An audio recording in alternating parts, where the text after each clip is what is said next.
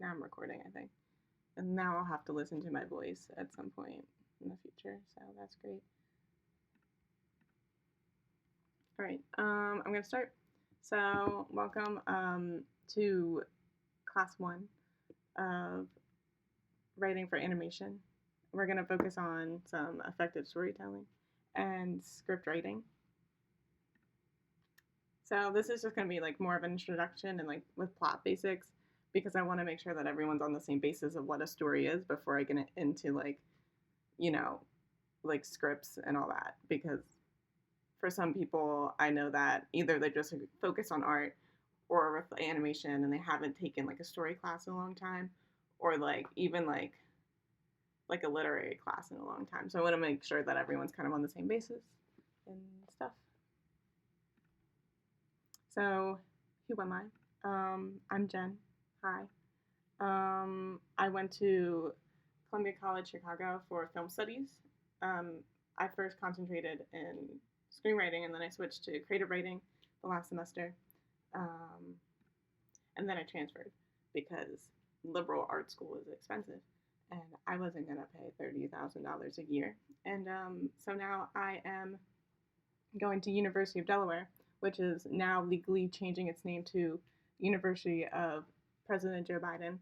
Um, it's in our, you know, in our like tuition fees that we have to say that for English. So they don't have like any creative writing stuff, so here I am taking English. You know, it's fun. Not me bragging or anything. I just want to make sure that I have my credentials, and then like I'm not some random person that's claiming to know this. I was a merit winner, which isn't like the big high up stuff, but it's big enough, I guess. For And I was a merit award winner for National Young Arts Program for a short screenplay, and so I got to go to New York for like a week. Met some other writers. I was the only screenwriter there, so it's not like I got to talk to other people. And is it low? Can you guys hear me? I don't know if I should I like shout. I don't know. It's on the highest setting, so I'm not really sure what to do. Okay, people can hear me. Okay. The people in the other chat were saying that they can hear me. I want to make sure that I'm like good. Okay. Let me go back to presenting. Okay. Blah blah blah. Stuff about me. And then I was a finalist in for Golden Script Awards, which like I just submitted something I wrote, like 2 things I wrote, and like they just put it through this line. There's nothing like special with it. But I still get emails from them. They're like, "Oh, what are you doing now?" And I'm like, "I don't know, nothing." I also draw. That's why I'm in the open animation program. I love to draw. I've been drawing forever, but I went to school for art because or not for art, but for writing because I can get other jobs with it, and I love writing. And I never had that time in high school to really like sit down and like learn writing the same way as like I could just sit down and like draw all the time and take art classes. So here I am. And another shameless plug of my Instagram and my Twitter. Wait, I'm not an industry professional. How am I supposed to help you? I don't know. But I promise I do know a lot, and hopefully at least one thing I say will help you. I've had a lot of teachers, especially a lot of writing teachers, and they all say like different things. And hopefully I'm not going to provide the same sense of like knowledge and like wisdom as like someone who is in the industry and knows what they're doing and it's like been in it for years, actually produce stuff. But I do know some stuff and I want to make sure that I'm providing, something. And, I'm here. I got a brain. I want to use it. So, what will we be learning?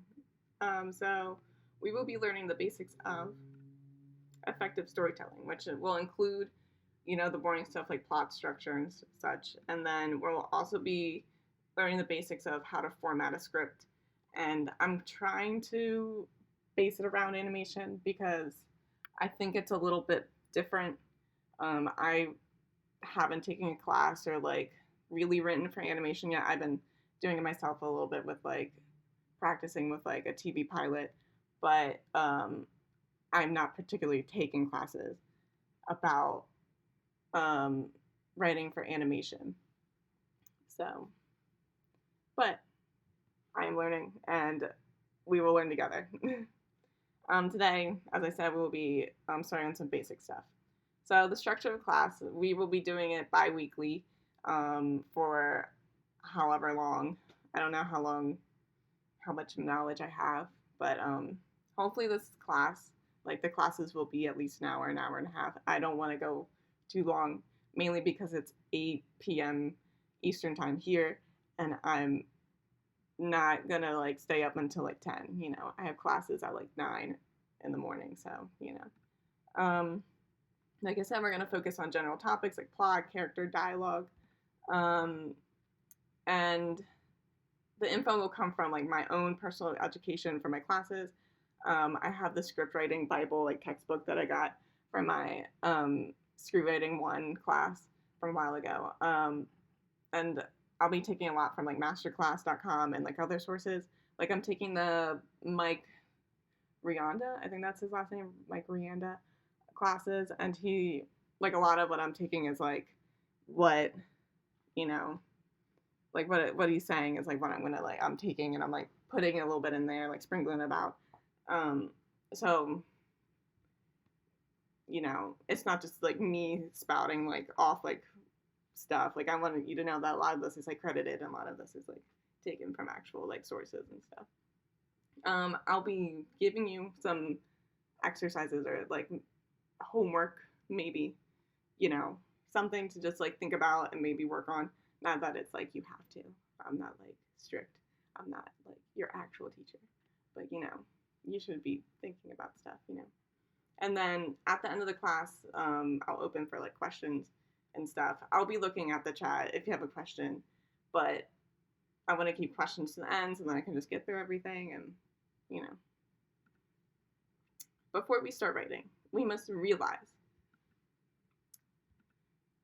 anyone can be a writer. It takes practice and time and education.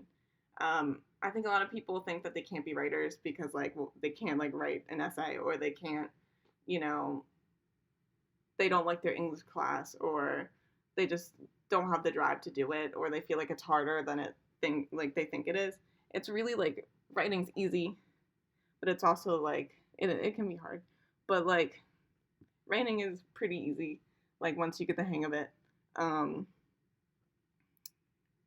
Like I know like my sister says she's not like a good like writer or like storyteller. Like she's like, oh, I can't like write like a children's book or like blah blah blah like you do. And I'm like, well, you can tell like any story like just like from your day and make it like totally interesting. But me, I can't do that. I kind of suck at like talking out loud and like telling stories like that. But when I write down, I'm just like, oh, I'm going. And it's the same kind of like thought, and like the same kind of like you're doing the same thing. Like even if you're speaking out loud, even if you're writing, that's storytelling. And as long as you're doing it well and interesting, and you're telling a really good story, like you're a storyteller, you're a writer. Every teacher will tell you something different and will teach you something different. Like any like screenwriting teacher like I've had, they'll find a way to like they have their own like method, and they'll tell you that, or their own like philosophy about art and all that, and writing, and like television and film production and all that. Like my screenwriting teacher I had, he was really good, but I didn't like how he focused mainly on just like he was like, you need to make money, this is how you get produced, this is how you blah blah blah. And I'm like, yeah, that's really important, and I totally get that, but I'm also like, I'm an artist, and I'm like, I just want to like do my craft, and I'm just like so like, ugh, I'm you can't, money isn't an object to me, but then of course it is. But it's like, I think there's like that you need to be creative, but also like have that kind of sense of reality of what will get picked up, what will be produced, and all that. And they'll also teach you different things with like a lot of different people I talk to will have different opinions on act structure and how you like structure like plot structure and like how many acts there are and like all that. And I'm like, I don't really care. That's like I don't care about the 3 act structure or the 5. It's all the same technically. Like, and when you break it all down, it's all the same. But like, no matter what they teach you, they're teaching you something, and one day you'll break the rules or what they say and all that. So you know, you also need to have an open mind and a good perspective because writing is just a lot of observations or interpretations of like what you see in your daily life. Like most of the characters you see in TV shows, these are characters that usually you can relate to, and it's because the writers are basing these off real people. Like I think of The Office as like, every character is kind of relatable. You kind of know like a Michael or like a Dwight. Like these people kind of like if you ever worked in like that kind of environment, these characters, and you just need to like understand like how the world works kind of when you're like a writer. You're kind of like getting in people's brains, getting into like the little parts of society and all that. I mean, not really. It's not that serious, but like in a sense. Sometimes your writing's gonna suck, and usually your first draft is like terrible. It's kind of like when you're like sketching something out and you're like, ugh, this looks bad, and then like you keep adding stuff to it and you're like, oh, no, it's like good. I like that now. Like your first draft is gonna suck, and usually when you do your first draft, you're just writing and you're just writing and you just have these ideas and you're gonna put them down on the paper, and you're not gonna think of the technical stuff that we're gonna talk about now and like all the stuff that makes it good and like pretty and like Oscar nominated worthy, whatever stuff. So now that we're started, we got that out of the way. You have a story idea, but you don't know how to write it out. This is you panicking. But don't panic. Just take a deep breath, and we'll learn some plot basics. So overview. So here's what we're going to talk about. We're going to talk about theme. We're going to talk about conflict, and we're going to talk about characters. I decided to start on these because I wanted to start with plot structure, but I said, no, that'll be too long for like a first class. I was like, let's go with some things that are just more about the story itself instead of like how you like the plot and like making it like really good, just like the inner core of what your story is. And plus with characters, I was like, if we talk about beats and we talk about like character arcs in the next class with like plot structure, then I want to make sure that we have characters under control. So we're going to start with theme. So theme is why you're writing the story, what makes this story important, and what messages are you trying to tell with this story. So usually like theme is like the little seasoning you put on like afterwards. Like if you're making, like say your story is like a Kraft mac and cheese, like a box of Kraft mac and cheese, and you like have it, and then like after you like add all the like required ingredients, then you add like you're like, oh, you know what, I'm gonna go crazy, I'm gonna put like garlic salt in it, because you're fancy, you've been in your apartment for weeks and you're like, ooh, let me just put some spices in my life, So that's what I think theme is. But theme is not like, it's not gonna be your first step into writing. But I wanted to start with it because I think these ideas need to be in the back of your head.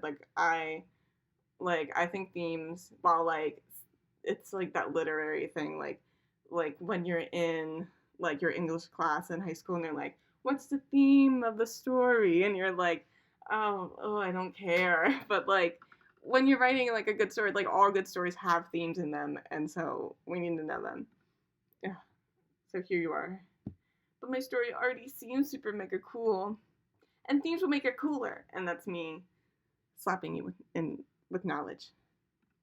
So here are some common themes, according to, I think it was Masterclass I got it from. But here's some common themes. You probably already know this. Probably learned it in school. You know, you probably already know it. But you like it might be common knowledge, but also like when you like break it down and you really see it, you're like, oh, now I really understand it. That makes sense. How do I add this to my story in a sense? So the first one that's really common is love, which we see, there's Carl and Ellie. That whole like up is all about love. It's all about, what you will do for someone that you love so much. I also put down in my notes that the book Wonder is like, if anyone read that in school, I didn't, but a bunch of like middle schoolers are learning it now. Then I had to read it over the summer to some, but it's about like unconditional love of like family and all that. You could say Pride and Prejudice is kind of like it's a love story, so it's like overcoming like false notions and own perceptions of self to love someone. So the second one is death, which is, I put Coco there, which is, they're everyone's, dead in that movie. So, it's all about, accepting death, that death is beautiful, can be fun, blah, blah, blah. I get, like, not really, but, like that, there's nothing to fear of death in a sense. And I also put, like, Fault in Our Stars in my notes, which is, like, coming to terms with morality and death and all that. There's good versus evil. Everyone knows this. But, Star Wars, literally, the big thing. Literally, like, on the poster, you can see it, like, blue represents good, red represents bad. The older movies do it better, I think. I think the newer ones, they tried. But, the, good must overcome evil, or evil is seductive, or, bad, that kind of thing. Then there's growing up, which you think of like your, like, I think, like, Spider-Verse, when I think of like a good, like, coming to age story, but it's not like really coming to age, but it's like you're growing up, you're learning to like be in your own skin, what it means to be a part of the world, and stuff like that. And I also put like Perks of Being a Wallflower. If anyone's seen that movie, I think I read the book, but I don't remember. But that's like finding your place in the world, trying to find where you fit in. Like, think of Lady Bird, think of like all those kinds of movies. Like any teen movie is going to be like a coming of age story.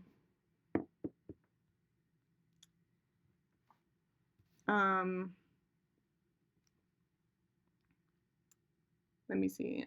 So power and corruption.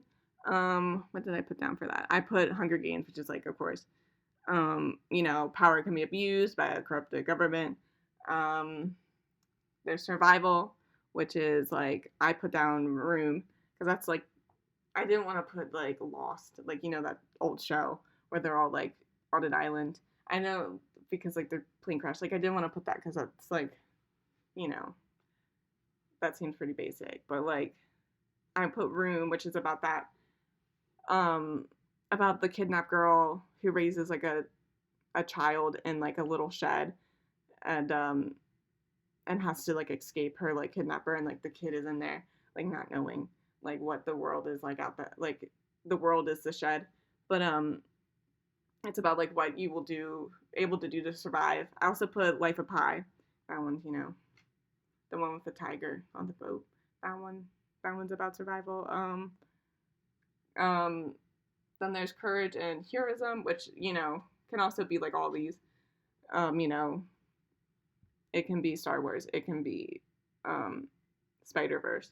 But I also put Percy Jackson, as it's like stepping up, taking up like a heroic route and being heroic and being, facing your fears and, taking up that role that you need to take. There's prejudice, which, there's like The Hate You Give, which is, about institutionalized racism and prejudice. There's Pride and Prejudice, obviously. Prejudice is in the name. Um, so those are some examples. There's individual versus society. Oh yeah, Zootopia does fit in with Prejudice. Yeah. Um, and yeah. The Zootopia definitely does, because it talks about, you're like looking at the, like the prey, like the predators as like bad and like savage, and it was a whole like analogy for our own like prejudice in real life. Um, there's also um, individual versus society, which is going to be like, I put down the Lego movie, which we'll talk about the Lego movie soon. But there's also like, I don't know, Footloose, when I think of it, because I guess there's that guy. I haven't seen it, but whenever like my mom will talk about it, and I'll be like, oh, it's like that guy who his town doesn't want these people to dance, and so he brings in dancing, I guess. Or maybe what's that one? What's the one Christmas movie where it has where it's like about the origin story of like Kris Kringle or whatever. Um, that one. What is it? It's like, it's not Santa's coming to town, is it?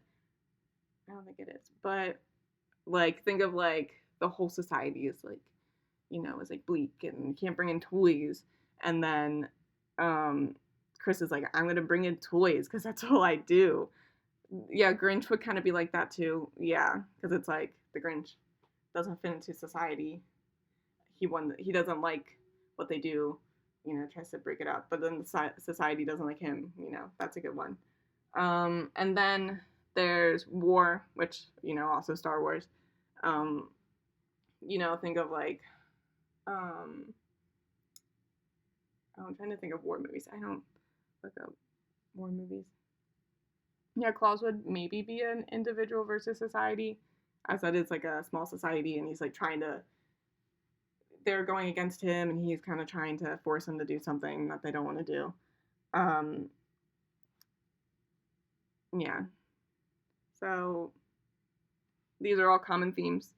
There are more. They're gonna be like, these aren't the only ones you can choose. These are like just like basic ones. And usually, like when you think of themes, they're gonna be like, they're not just gonna be one little word statements. Full Metal Alchemist Brotherhood. I haven't seen it, but yeah, usually like a good series will have like multiple themes, especially if it's such like a long one.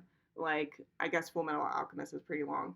And so like you're gonna get like a lot of different themes and like a lot of like stuff packed into this. And usually when like it's a really good one, you can find like any kind of theme in it. Here's a tweet that I saw the other day from Gail Simone, who, if you don't know, she's one of my favorite writers. She is a writer for like, she created like Birds of Prey. Like, she like wrote that series. She wrote Secret Sick. No, it was like she's written for like Suicide Squad and like all that, and maybe Secret Six. I don't know. She's written like a few different series for DC Comics and like for other comics and stuff. But she wrote this the other day, saying that every Pixar movie is about irretrievable loss, and I was like, oh my god, that's basically a theme. And it's like a theme that fits with like, you like think about it and you're like, oh my god, like mind blown, you're right. And like that's kind of what you want for your like readers or watchers or like audience to really like get, when like they are like, oh my god, this is about blah blah blah and how blah blah blah blah blah, and you're like, yes it is, oh my god. Or even sometimes like sometimes they'll find something and you're like, oh yeah, totally, that's, yeah, I totally meant that. Yeah, the car is supposed to represent his loss of freedom. Yeah, totally. Yes, you got that, and I meant that. But when you do like plan something and like you plan it well and you like string it through, you're like writing and like you have like stuff in it. It's nice to like when people notice. So here's a quote from Masterclass that I got. So you might be tempted to equate a primary theme with a moral of the story. Yet these literary concepts are certainly related, they are not quite synonymous. A book's moral is a lesson the author wishes to impart upon their audience, which, you will have. Like, I'm not saying you can have morals and themes, but as such, morals are often key components to children's books and young adult literature. By contrast, a book's theme is not so much its lesson as it is an idea the author hopes the audience will mine for deeper meaning. So this is just like, like I said, it's like the little spice onto your, your mac and cheese story. Um, so like, it's not supposed to be like, you're not supposed to impart like some message. You're not like trying to teach someone, but it is supposed to give your story more um, than just being like, oh, here's this person and he's doing this thing, and that's cool, right? I mean, yeah, sure, it might be cool, but what else? Why are you telling the story? What makes it? What is the meaning behind this, and what are you like trying to like, reflect off of like our society, or what thoughts are you having with this, and what do you want to leave the audience with after you watch it? So how to develop a theme for your story, according to masterclass.com. So you want to seek universal themes, which is you want to ask yourself what aspect of my plot reoccurs in stories of people of all ages, races, genders, and walks of life. So you want it to like, you want it a theme to kind of be like universal. You don't want it to just be like to yourself, like, I don't know, like maybe you have like, usually like what you are like trying to tell yourself is kind of what everyone else is telling, but you don't have to do it to like a broad audience, but you can. It helps to kind of really bridge gaps to people. It can really help, like if your story might be like about chess and nobody like, chess isn't like a big um like interest to many people. So you're gonna add these themes, which are like usually gonna be like, I don't know, loss and like winning, or like competition and other things. And when you do that, then people are like, oh, I might not play chess, but I've definitely felt what this character is feeling, and I definitely understand the story, because you add these themes, you add these like different threads in there that make it more relatable. Um, Make sure to choose a theme that sticks to your audience. So consider what ideas you want your readers to keep thinking about long after they've forgotten the specific plot of your book, or like your TV show, movie, whatever. Start on a different story element. So usually you're not going to do theme first. Some people will go like, oh, I want to tell a story about loss of family, and then they'll go off from there. I don't know.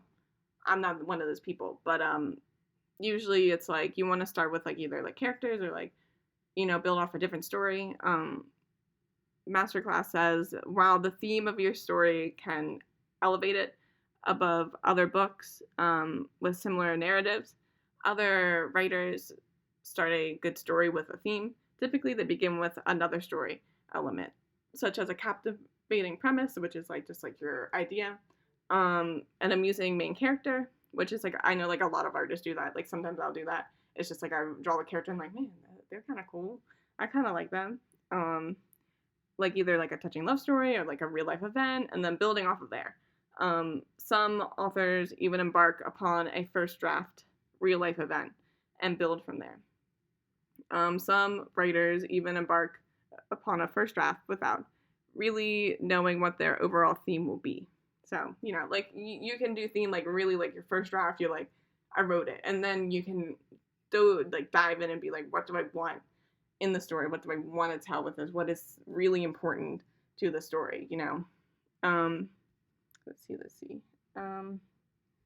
You want to also create an outline. To ensure that a good theme is present throughout your own novel, make your theme part of the outlining process. So like some people outline, some people don't. Everyone has a different outlining process. I can maybe, if you would guys like, go over outlining. I'm not a good outliner. I'm gonna be honest, but I can go over like different ideas of how to do it, how to like break down your story and all that. Um, but just make sure that you can have your theme in mind while you're just like outlining it in the beginning. You can weave your theme throughout your narrative. As you fill in the details of each act, make sure your favorite character encounter situations that highlight the theme. If you're balancing multiple storylines, see if you can make your theme manifest in each of those narrative threads, ideally in a different way in each storyline.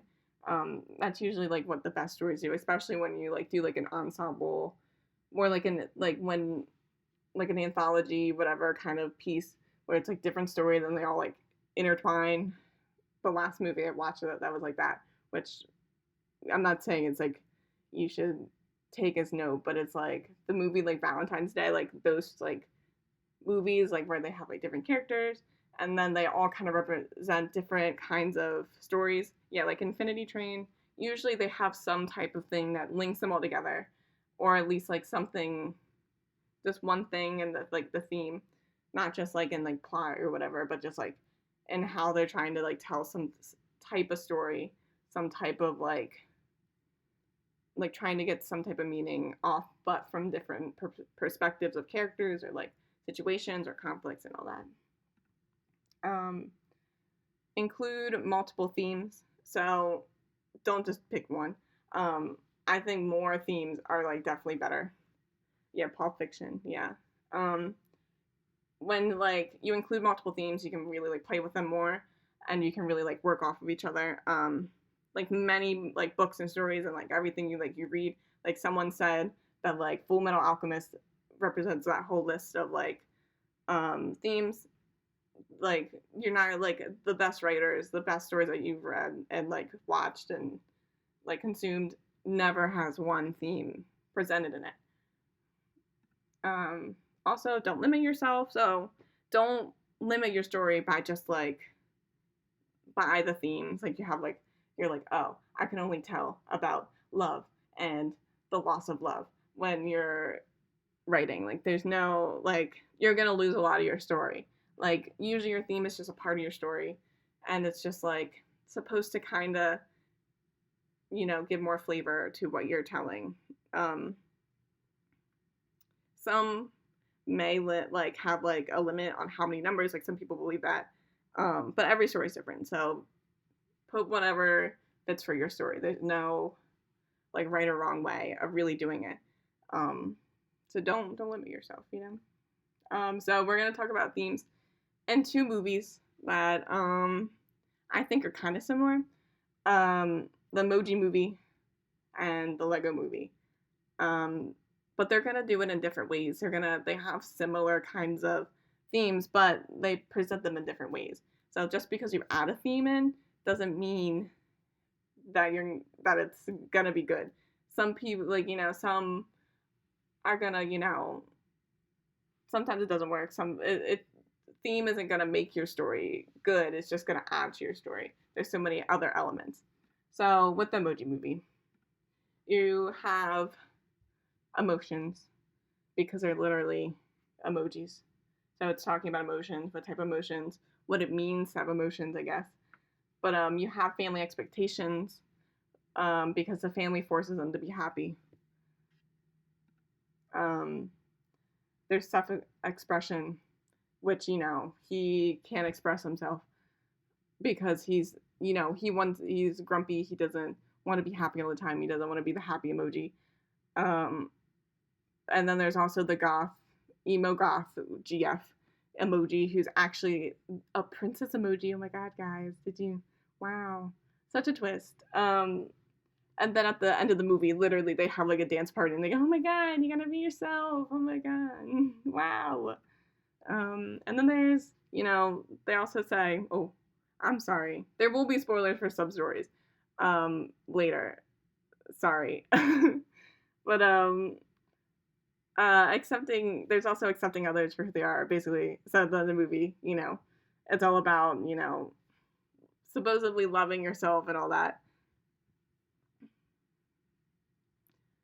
Yeah, they're kind of like guides in a sense. they're not specifically guides. It's more like what you're adding to your story in a sense of like they're not strict rules. They're not supposed to be strict. It's just something that you add in there as a way to just, add flavor, add more meaning. It's like you can just write whatever you like, just write what you write. And usually when you're writing, you're like, oh, well, this is really about how my character is not seeing the world in the right way. It's about like corruption. Like I realized that like, oh, like the king isn't is kind of clouding his followers' ideas and like being like super like a tyrant, and so it's going to be about corruption. Like it's like those kind of things are going to be in there. They're just they're like general ideas basically. So now we have the Emoji Movie, and we have themes such as the same thing as self-expression versus perfectionism, which is like creativity being taken over and conformity within society. And they do that in the sense of like, in the beginning they show it, but they don't outright say, oh my god, everyone's like, everyone's the same. They just go, oh, look, everyone's doing the same thing. He's doing what he's supposed to be told, stuff like that. And there's like consumerism, which is just like, they don't outright say this is like, you know, president business is forcing people to buy these things. And so this is about consumerism. They are just like presented in the movie. I haven't seen it in a long time. The last time I saw it was in junior year of high school when I cried in my English class when we watched it at the end. But so like it's about like when you see him with like the song and he's like, oh, if everything's awesome, then I need to always buy the coffee and I need to buy these pants because they're the pants and all that.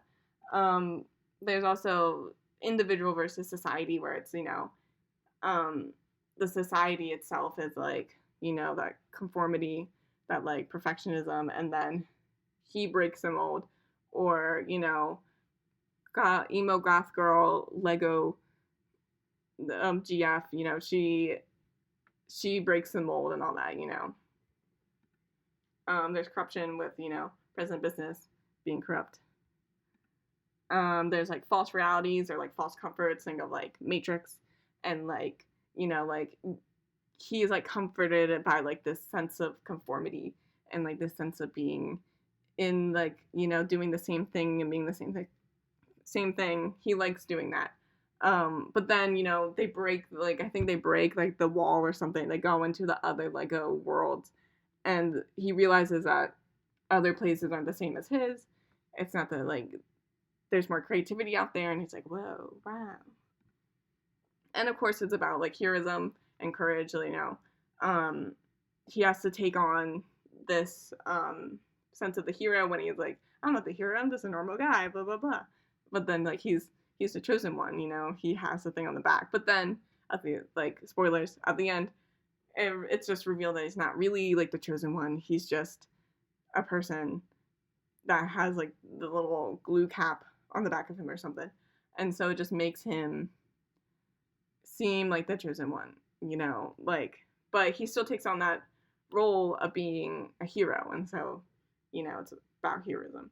But then at the end, spoilers, it gets revealed that this is all like a playset of like a father who was like, he collects these toys and he wants to like this form like the city to be the certain way, and like he glues everything together, but his son wants to just play with it and he wants to like bond with his father. And so and it's about like family bonds and like connections, and like which is way more meaningful than how the Emoji Movie goes out from the phone and it's just like this boy, this like teenage boy that's just like, I really wanna text this girl, but I don't, my emoji's not working. Oh, now I got an emoji that can like an animated emoji that does everything. Now she thinks I'm so cool, and I'm like, what does that mean? Like cool, but like what does that mean?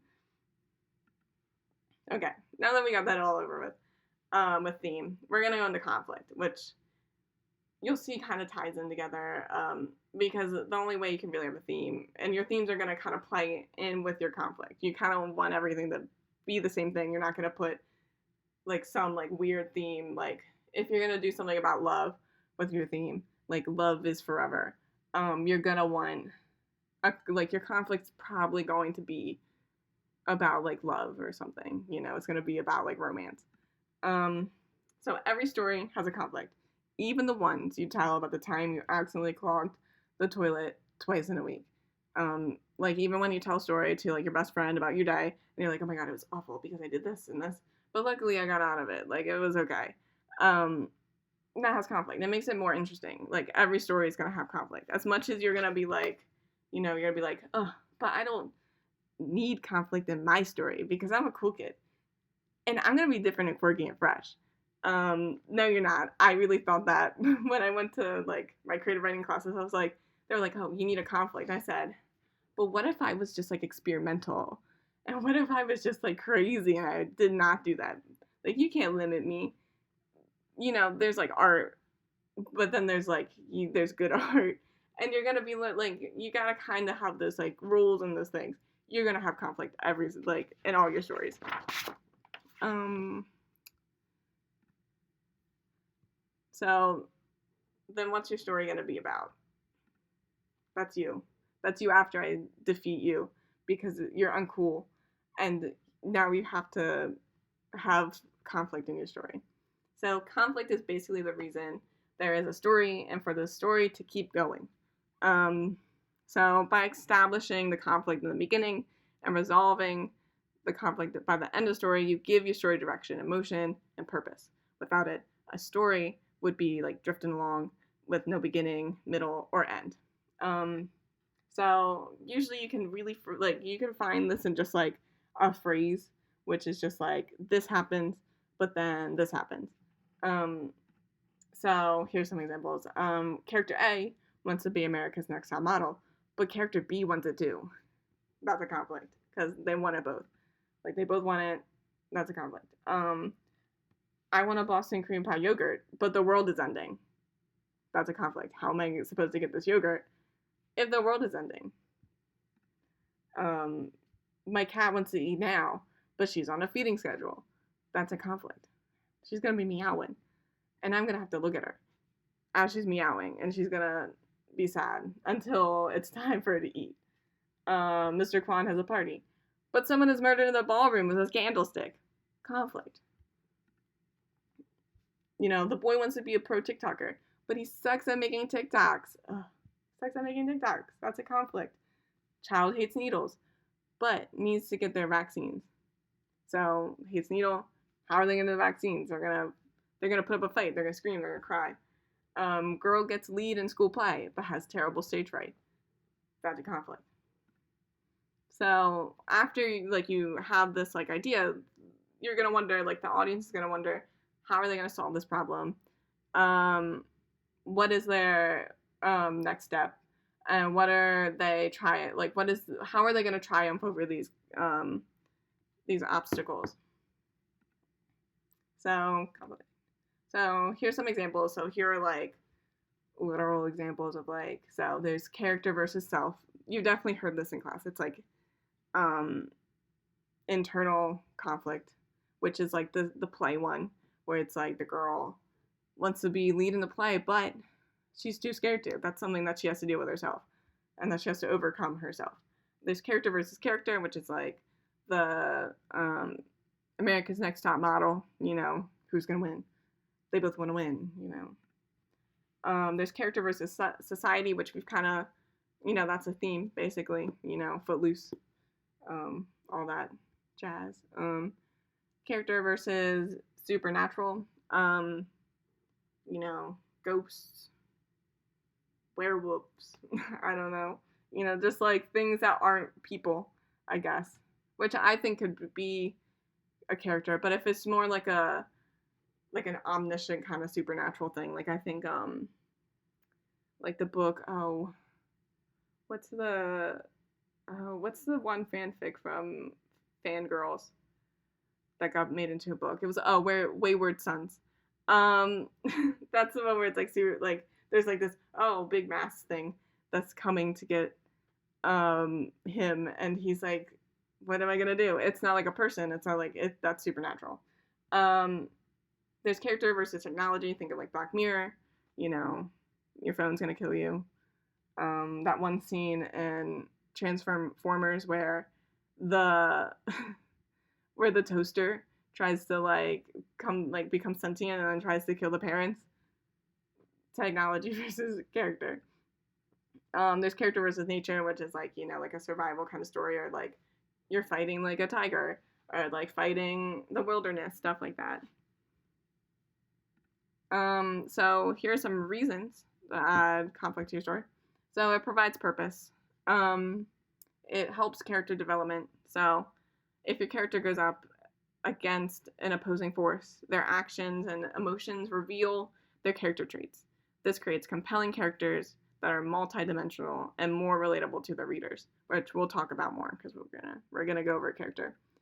It also creates emotional stakes. So without conflict, it would just be like I saw a TikTok today where it was like this girl's like, oh my god, I went to Walmart and got and wanted to get hot chips, and then the next like picture was like her with her hot chips. There was no conflict.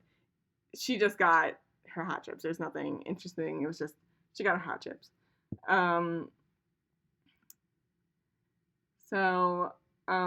Then it should also be relatable, as it said, with like characters. It should be relatable in some ways. You should be able to understand the character struggle within it, like overcoming like death or overcoming, like trying to save someone you love, overcoming your own fears, those are things that we can relate to. Like if it's unrelatable, if it's something so obscure, people aren't going to really recognize it. Like it should kind of transcend, like we said before with universal themes, your conflict should kind of be universal itself. Like even if like your premise is something that's so like, niche or something, or like not, like people don't know about it, you should be able to, like people should still be able to relate to it and like understand what these characters are going through because of like the conflict that they're going through and the struggles they're facing. Like I remember watching a movie that was like, I think it was like from Pakistan, and it was like all in like a different language. It was like this whole culture that I didn't understand, but it was about like divorce. It was about, like this like struggles within a family, and like, I cried. You were able to understand, and like it was able to translate despite being a different culture, being a different language, and all that.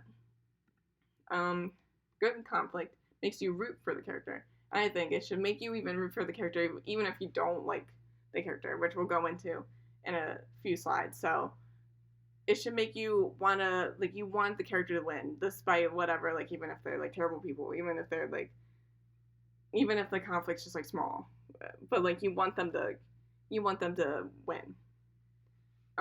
Good conflict kind of makes you want to unravel and figure out the solution. So if the conflict seems too easy to unravel, which you don't want to make like too complicated, and sometimes like, it depends on the story, it depends on like what you're doing, but good conflict should make you want to unravel and figure out how they're gonna solve it. You're like at the edge of your seat, and you're just like, oh my god, are they gonna do it? Are they like, how are they gonna get out of this? And then the best conflicts are ones that get people invested in stories they didn't think they'd be interested in. So here are some stories that are like movies that I watched recently and a while ago. Uncut Gems. If nobody has seen it, I recommend it. But it's the Adam Sandler movie. He's like a gambler and all that, but like he's like the character's like a pretty bad person. Like he's terrible to his family. He's like kind of awful to people, but for some reason you like him. For some reason you root for him. And at the end, like he has like this whole thing where he wants to win this big like he wants to like get this big like bet, and he wants to win it, and like people are trying to kill him, and you're like, oh my god, like it would just be easier if you just didn't. Why did you spend the money? Why did you bet on this game? Why did you do it? But you're still like, I wanted to win. Like I just want to like, will he do it? And like even though he's terrible, you want to do it. Nightcrawler is the same way. Haven't seen him in a while, but Jake Gyllenhaal is like this like guy who needs money, and he becomes like this like the people that take pictures and like videos of crime scenes before the police get there, and then they sell it to like reporters and news stations. And so um, so he's like pretty terrible. Like he will go out of his way to like film dead bodies and like try to get there before like the crime is even like stopped. And like you're like, oh, he's awful, but you're like, you want him to like win because you're like, well, how, like you just want him to like have his money and like succeed, and like because like that's how good the conflict is, and that's how good it's like, well, like it's just well written. um about like your how to make your conflict like interesting despite the premise being um not unrelatable, but in a sense like more niche, and like you want to like be to like a bigger audience, and like you want people to relate to it. I think both of these, Queen's Gambit and then Haikyuu, they both have like, they're both kind of sports, even though I don't know, is chess sports? I don't know, but it's like, so both of these like shows are just about like things that I know that I don't like. Like I've never really liked chess. I've never really liked volleyball, but I'm like totally invested in these character stories. Like I want them to win. I want to see how they're gonna win. I want to see how they're gonna survive, and I like, and that's how good like the conflict is. If you have like a good conflict, your story, like no matter what your story is, people are gonna like it. So there are different ways to create conflict according to the master class. Determine what conflict your story needs.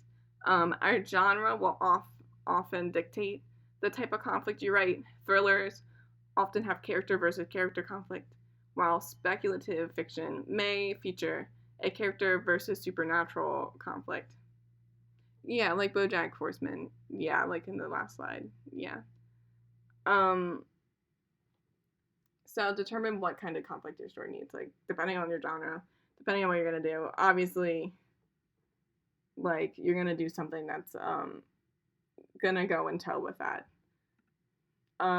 Decide what your character wants, and then put an obstacle in front of it. In fiction writing, conflict builds when something prevents your character from getting what they want. They can raise the stakes by making their desires an obsession.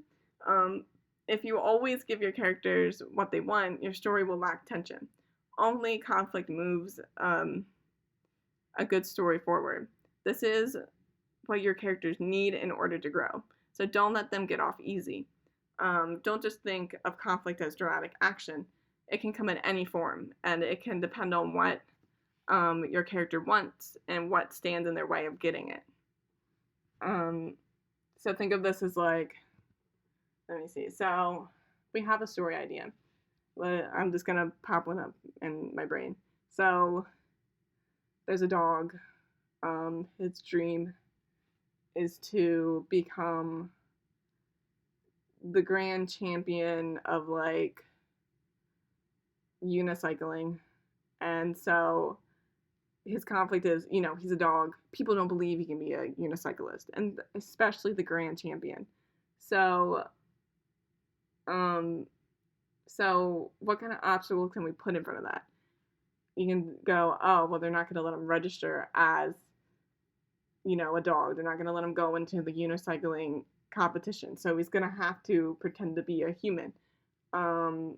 Maybe he has to actually buy like a good unicycle, but he doesn't have the money to get a new unicycle. So these are like things, these are like steps within it, you know,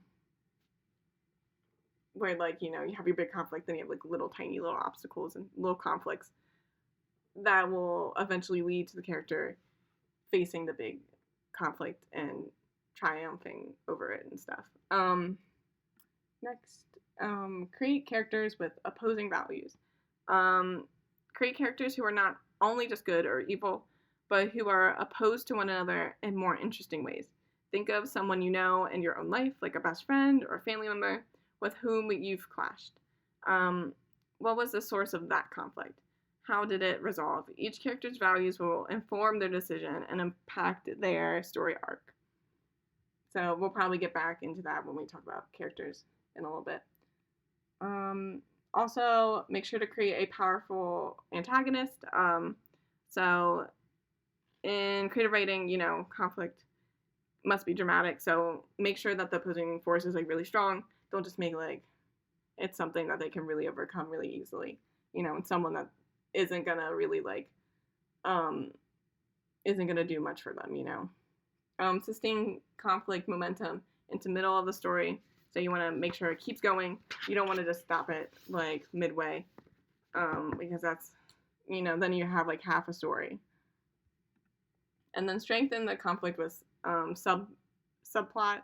So that means like if you have like your main story, add something. So like when I think of this, I think of like Avatar: Last Airbender, and you have the gang, and you have them doing their thing, and then they cut back to Zuko, who's on his way to go like kidnap or try to kidnap Aang. So that's a way to be like, oh my god, is he gonna get him? Oh no. That's a way to strengthen your conflict. And then raise the stakes. Just make sure that like it's either like death, like what's gonna happen if he doesn't do it, like what if, like how is he gonna die, is he gonna get a bad grade, is he gonna disappoint someone, is he gonna disappoint himself, what's gonna happen, like why is it dire to get this. Think of your conflict visually. So think of it as a way of it's not just like it's not just the story or like the dialogue. It's a lot of like the visual stuff and the visual elements that come in play with, especially in animation, in screenwriting. So there's a little bit of a difference, I personally think, in film versus TV with conflict. So with TV shows, especially sitcoms, like think of Big City Greens or We Bare Bears, but not exclusively sitcoms, are going to have different smaller conflicts every episode that characters need to overcome, usually due to a bigger conflict. So like the bigger like conflict is going to be in Big City Greens is the city folk don't understand the city ways. And so every episode is going to be like, oh, he doesn't understand the supermarket or something. I don't know, like the subway doesn't understand how it works, so something crazy happens with that. And then sometimes there's also mission based, like little conflicts, like obstacles, like with Avatar: Last Airbender, are like supernatural, where it's like one villain per episode, or like smaller conflicts per episode where they have to like fight something or like get past something. Like I think like Avatar, you have Lord Ozai you want to get past, but before that, Katara's got to fight for feminism in the Northern Water Tribe or whatever. Yeah, the Northern Water Tribe or whatever. Those kind of things. And then sometimes conflicts aren't just episode based; they can last a longer time as well. And more dramatic pieces that aren't comedy or like action based are gonna be like conflict isn't gonna be resolved immediately. Like I think of the Queen's Gambit, it wasn't just like each episode she overcame something. It was prolonged throughout the whole series. Conflict in film is going to be usually more of just a one conflict that expands the whole runtime, and maybe with like some smaller subplots or obstacles. Into the Spider-Verse's conflict, it's to defeat the bad guy, save the multiverse. But Miles doesn't understand his new powers. Claus's conflict is to mail enough letters so he can go back home, but no one in town likes each other enough to mail letters. Like that's the big kind of conflict. And sure, like characters have their own little things, but the big story, the main character, that's what they have to face. So we're on to characters. I'll make sure I'm not I don't want to go over the time too much, so I'll make sure I'm going fast. But here's you with your original character. And you're like, oh my god, here's my main character. You're showing me him. And then that's me after I tell you that's just Sonic, colored green and purple, and that you can do better than that. So how do you make a great, interesting character? Like, I think a lot of people ask this. And there's no, like, formula for it. I think a lot of people there to be like, like strict things like this is how you write a good character, this is how you not. I mean, obviously there's going to be like good things, bad things, but there's not really going to be one single kind of like rule set that you follow. These are just general ideas that can help you go into a path of creating a good character. So you're going to want motivation, you're going to want personality and flaws, morals, beliefs, and interests, and a backstory. So with character motivation is the reason behind a character's behaviors and actions in a given scene or throughout a story.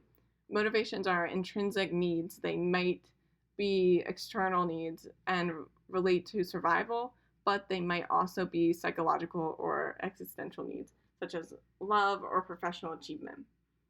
So this ties into conflict because your characters, especially main character, they're the one having the conflict. They're the reason this conflict is happening usually. So it's usually what your character wants. Why does your character do the things they do?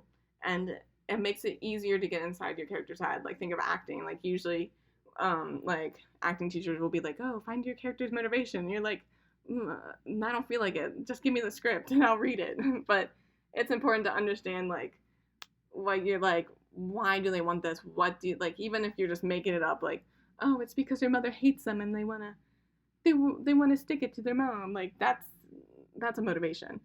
And every character, even the smallest or worst character, like the evilest of characters, need some type of motivation. Oh, I did not know I put that on there. Extra animation. So here's like a pyramid of like different types of like motivations, like something that will motivate a character to do something, and also people. So like there's the physiological ones, which is like breathing, food, water. There's like sleep and like stability and needing to go poop apparently. There's safety, which is like wanting to feel secure in like their body, and like employment and resources and morality, and like family and health and property or whatever.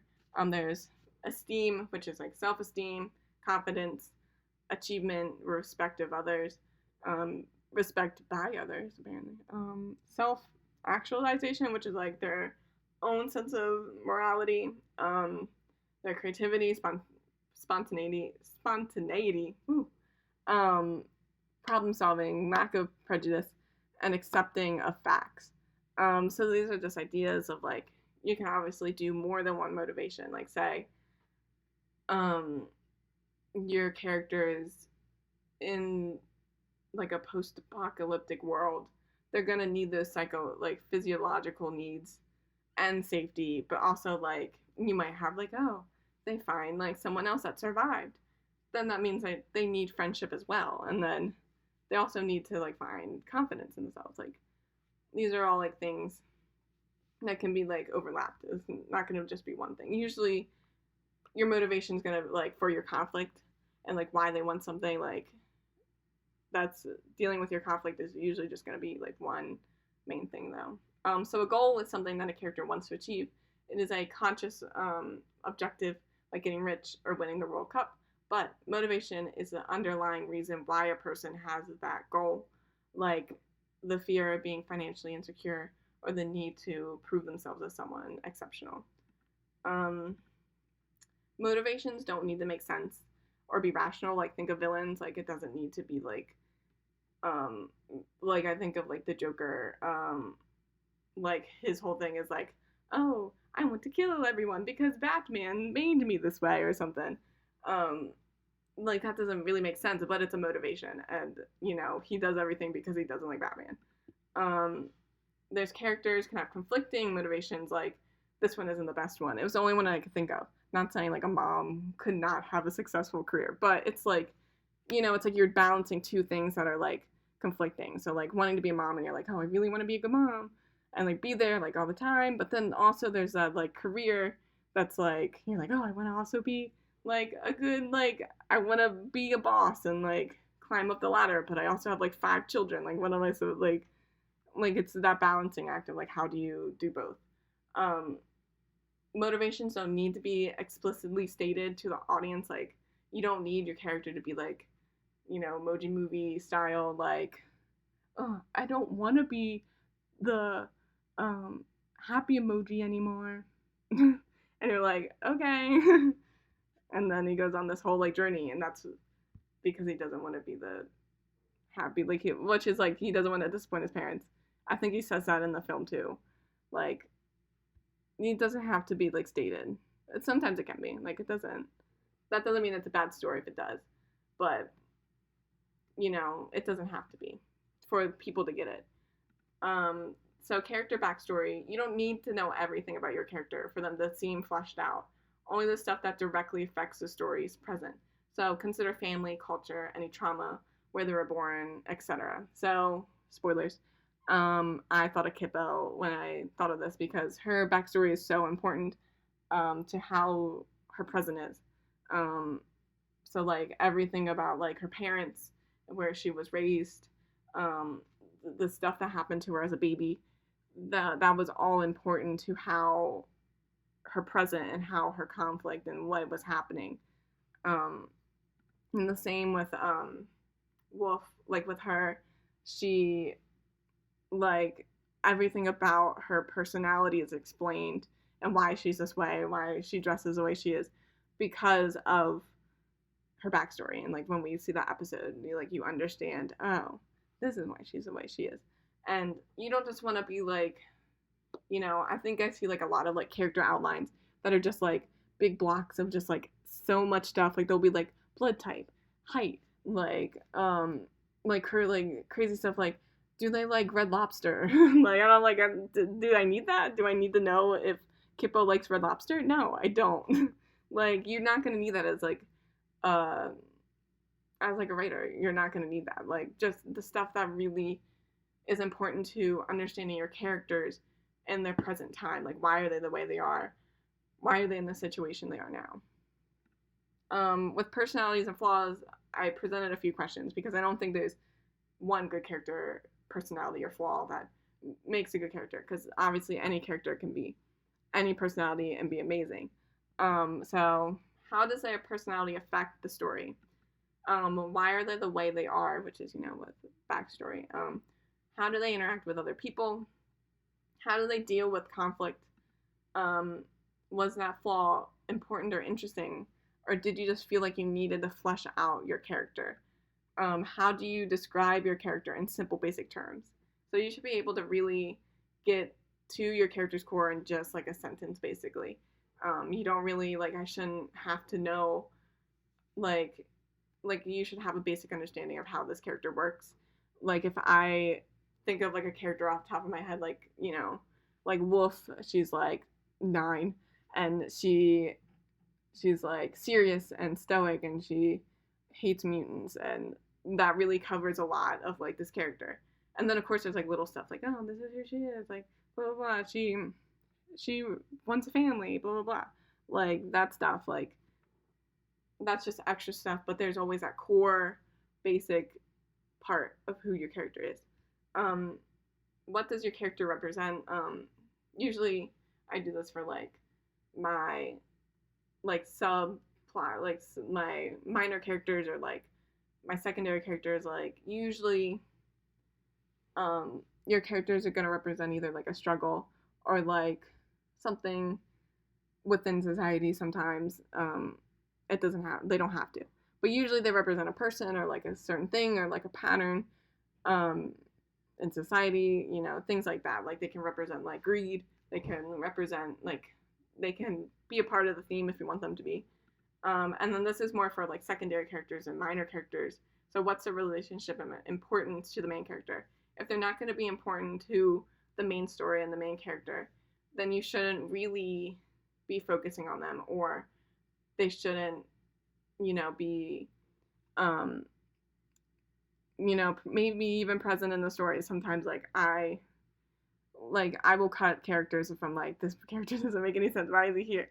I don't need him. I mean, not all characters need to have a purpose. Some characters are just there to be like dumb. Like think of like the little like squirrel in Ice Age. Like what is he doing there?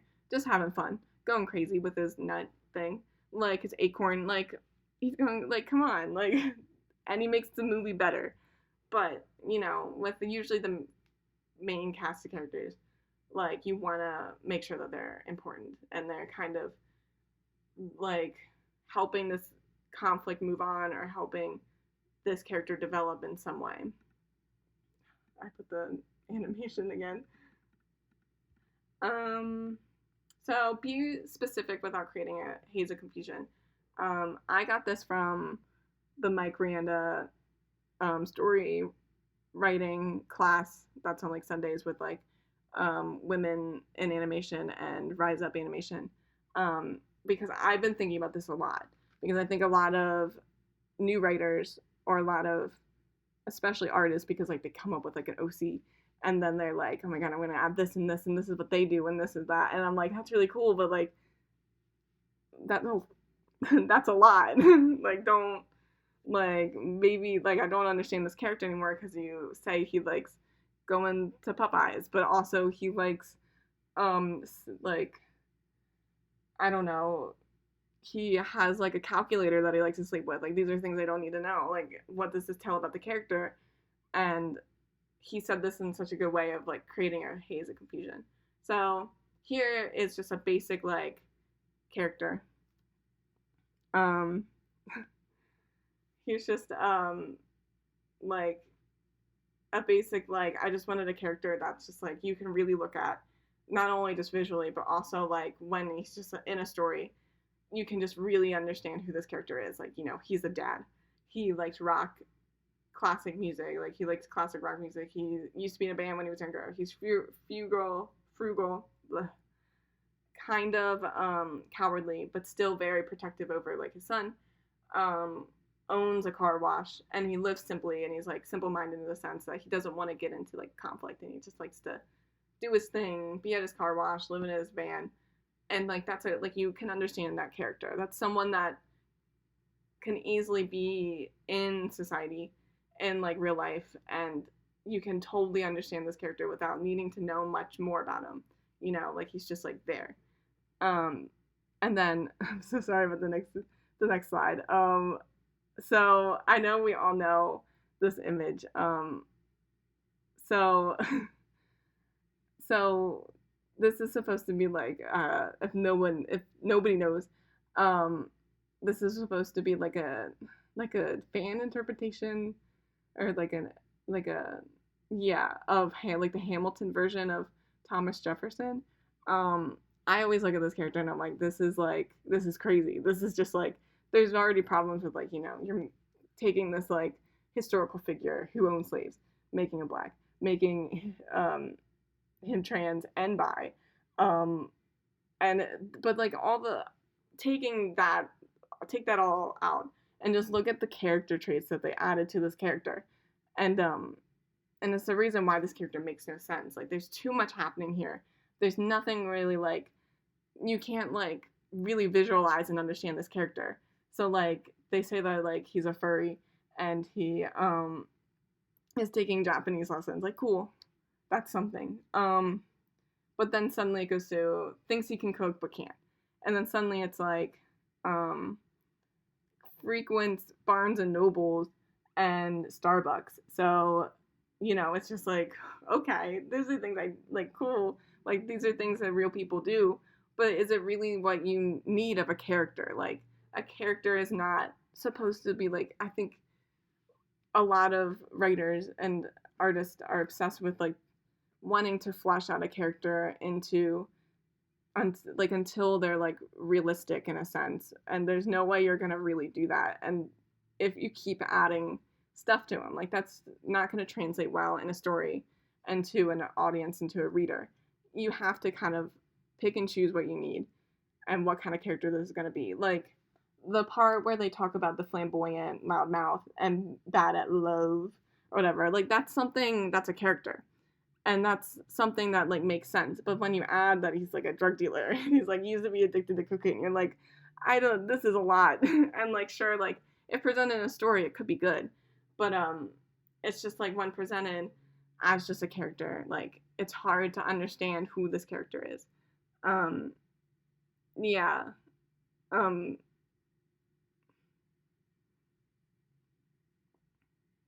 Yeah, exactly. Small Trapinch just said that Mike Randa said that the haze of confusion distracts you and it takes you out of the story because you're thinking about that now. Yeah, like now I'm thinking about how he likes anime, but also used to be a drug dealer, and you're like, okay, like sure those people exist, but I'm just like, what? And you're like, this is now what kind of story? What is the story now? Um, okay, we'll move past um, Thomas Jefferson. But so we're gonna go to morals and beliefs and interests. You want to make your character have opinions about stuff, and you want them to like stuff, but don't do it like that in the sense of like you need to know everything. Usually, these are things that are presented within the story, within just like dialogue, and maybe in like small obstacles or like stories without like the season if you're like in a episodic kind of story that like makes them more fleshed out. Like you don't just add that before. You kind of figure out a lot of things while you're doing your writing and you're kind of developing. So like, what is their opinion about music? Do they hate criminals? Are they scared of cats? Do they believe in God? These are not questions that need to be answered before writing, but if there's a major issue proposed in your story, how are they going to react? It's all about how are they going to react, and will they change their opinion? What will happen with that opinion? Are they steadfast? Like, if they hate criminals, then what is that going to do when their roommate is a drug dealer? I don't know, something like that.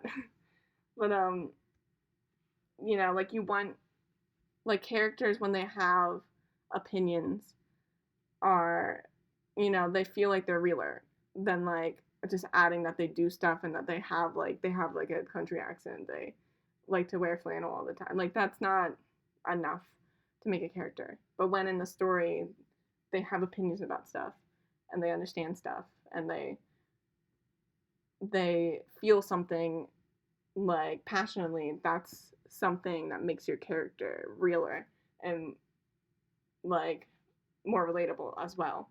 So here are some. I listed a bunch of like characters that like are distinct and memorable, and you know them. So here's Utopia, and here's the sloth guy. His whole thing being slow, and you know it. And but he's a nice guy too. He's just a nice slow guy, and he does his job, and that's it. That's a good character, even though he's a minor character. He's good. You got Judy Hopps. She's a cop, but but she's also she wants to do good. She wants everyone to be happy. She wants to make people safe, and you know that's just her character. And then you got and conflicting characters, which we talked about before, with the fox guy, which I forget his name, who he is sneaky, or like he is a little like snide, and like he jokes around. He's not really serious compared to her, who's more serious. It's that buddy cop kind of situation. And these characters, you can distinct each other from like who they are. So here's the cast of characters from uh oh from Fire Emblem Three Houses. I don't play the game. My roommate plays the game, and I just watch because I don't like the gameplay of the video game, but I like the story part and all the characters. Like I know all the characters now because like they're recognizable. Like they all, not only do they look all different, but also they have different personalities, and I can kind of tell each other's personalities like from each other and stuff. And like even from like the few like minutes I've watched, like I can really tell how these characters are.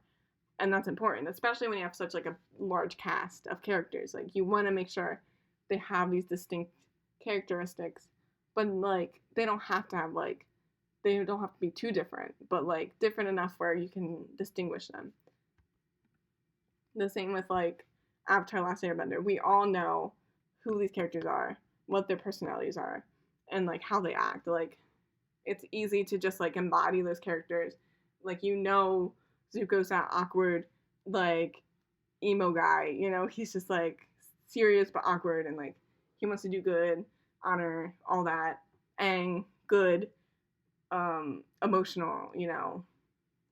Like Katara is just like um, caring and but strong, and Toph is like, she likes to joke around. She doesn't want to be serious anymore because of like her upbringing, and she just wants to play rough and like be dirty and all that. Sokka, who's funny but also like really smart in like war tactics and like building stuff and all that, like with weapons and all that. Like these are really like distinct characters, but more like about this character, like past what I said. Like so much more, and you're like probably like in your head, like, yeah, but like there's so much more like important. You didn't even go into this, but you still like what I said was still like true about these characters, and it's easy to understand. Like if I told someone like on the street who this character is, it would be easy to translate, and they know what like they do in this situation or something like that. Same with Soul Eater. You get this different characters, lots of main characters, kind of, and they're all interesting because they have different reactions to things. Like if you watch like the first 3 episodes of it, they're all doing different, like they're doing similar things in the sense they're all trying to gain, they're on a mission and all that, but they all unfold differently. And so you can tell because these characters are making decisions that are like based on their personality, based on who they are, based on their past, stuff like that. Another cast of characters, Dragon Age Inquisition, one of my favorite games. A big cast of characters, all characters very different. Like it would be a lot to learn. Like looking at the like this list, you're like, oh my god, these are a lot of characters. Some of these characters aren't actual like big characters. They're not like your party characters, but from this list, like you can like if I told you who this is, like, and then you played the game, you'd be like, oh yeah, I get that, So we've come to the end finally. You heard me ramble, and probably I talked too fast, and probably didn't make a lot of sense. But I have like a little bit of homework, gasp. But that's me forcing you to learn in your free time. So this is more for fun. You don't have to do this.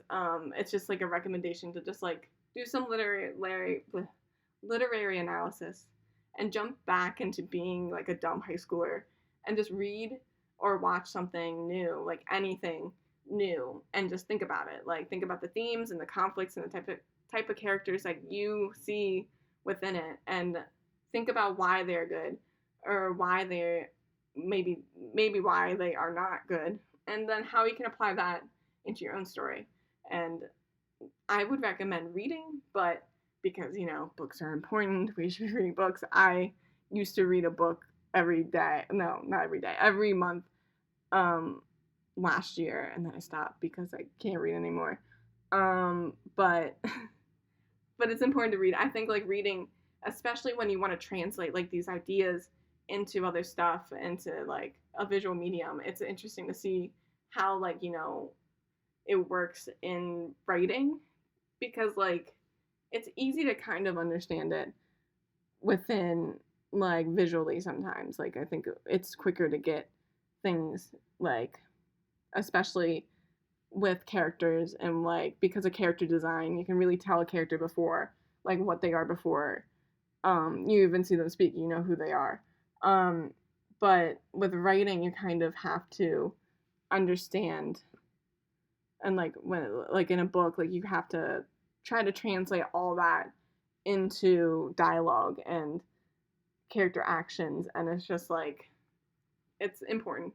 I don't have any book recommendations because I haven't read books in a while, but fine. It doesn't have to be a big book if you don't want to read a book. You just watch something, anything. The Queen's Gambit's really good, and try to find something that you normally wouldn't watch, because I think that's important. Sometimes we get into this mode of just watching what we want, or something that we think we would like, something that's in the same genre, something that's in the same thing. But I think it's important to get out of your comfort zone sometimes. Not saying that to watch something that you'd be like grossed out by or scared by, but something that's just maybe like, oh, I normally don't watch Norwegian films about fishing, which like that might be boring, but it if you've heard it's good, then maybe just check it out. It might not be your cup of tea, but it's important to kind of see other stories that might not be like maybe your thing, but it's objectively good, you know? Like, I didn't think I would like Uncut Gems. Like, I did not think I would like it because it's Adam Sandler. Not a big fan, but you know, it was really good, and I enjoyed it, and I learned a lot from it. I think from like how they set up the story, how they did the dialogue. Like, it's a lot. It's a like you learn a lot from things that you normally wouldn't, you know. So if you have any questions, you can ask now. There's gonna be questions about what I talked about. There's gonna be questions about like what you want to talk about in the next like class. If you want me to focus on something, if I missed anything that you really wanted, like with characters or with like conflict or something, ask me now. There's no questions, and I'll just end. I'll do the thing that my anthropology teacher does, and he'll say, he'll say, I'm just gonna sit here in silence until someone says something. But you know, if anyone has a question, just ask it now, either in Twitch or on the Discord chat. I'm looking at both.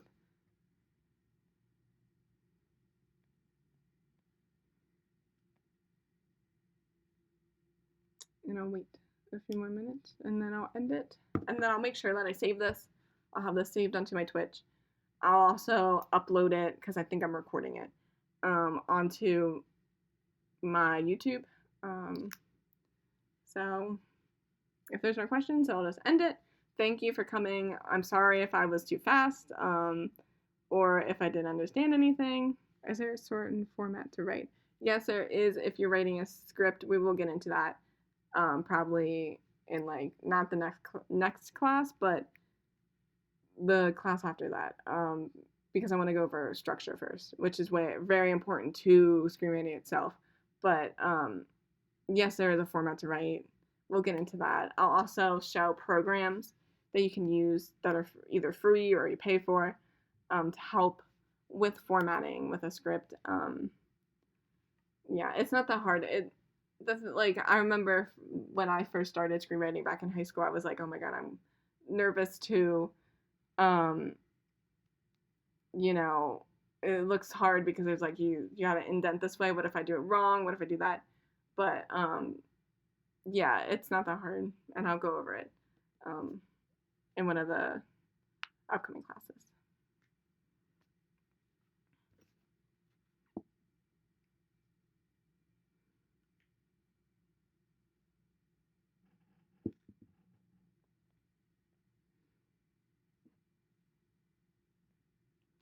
And if there are